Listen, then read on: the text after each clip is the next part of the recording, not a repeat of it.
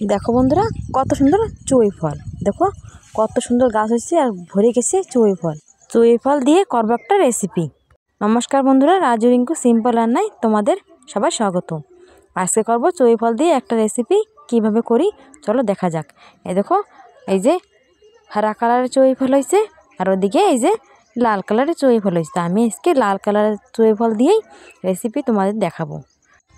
চুই ফল আমি তুলে নিছি, তুলে একটা বাটিতে ধুয়ে নেব। বড় একটা বাটি নিছি, বাটিতে চুই ফল পুরো ধুয়ে নেব। 2-3 বার ভালো জলে আমি ধুয়ে নেব।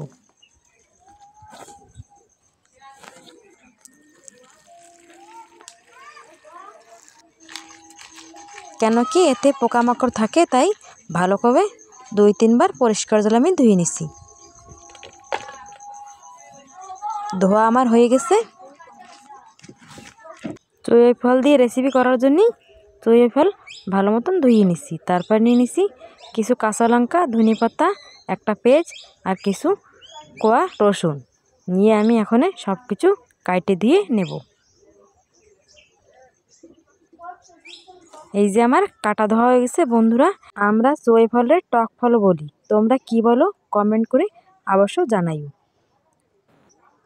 এই রসুন আমি লম্বা লম্বা করে কাটি নিছি, পেঁয়াজ আমি একদম কুচোই নিছি, ধনেপাতা কুচোই নিছি, কিছু কাঁচা লঙ্কা 2 ফালা করে নিছি আর দুটো আমি মাঝখান দিয়ে চিড়ে নিছি।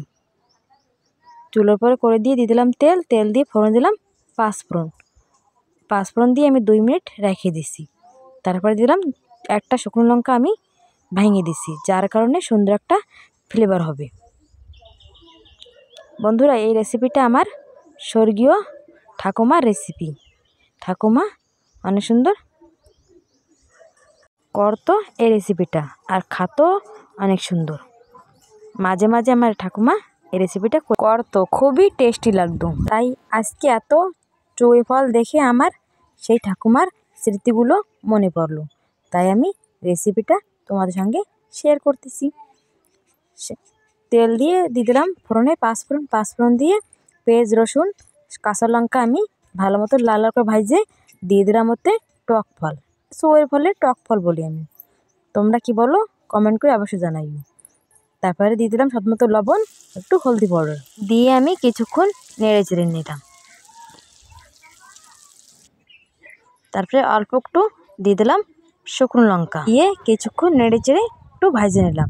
বন্ধুরা, এতে একটু বেশি তেল দিলে অনেক দিন পর্যন্ত খাওয়া যায়। দিয়ে আমি খুন্তি দিয়ে নেড়ে চেড়ে নিলাম, নিয়ে এ দেখো কত সুন্দর হয়ে গেছে চুই ফলের রেসিপি। এখন টক ব্যালেন্স করার জন্য দিয়ে দেবো আমি চিনি, 1 চামচ দিয়ে দিলাম চিনি, দিয়ে আমি কিছুক্ষণ আরও নেড়ে চেড়ে নিলাম। তারপর উপরতে দিয়ে দেবো ধনেপাতা দিয়ে আমি আবারও কিছুক্ষণ নেড়ে চেড়ে নেব। ধনেপাতার ফ্লেভার এই রেসিপিটাতে মিশে যাবে। তাই এখন আমি একটা পাত্রে নামাই নেব।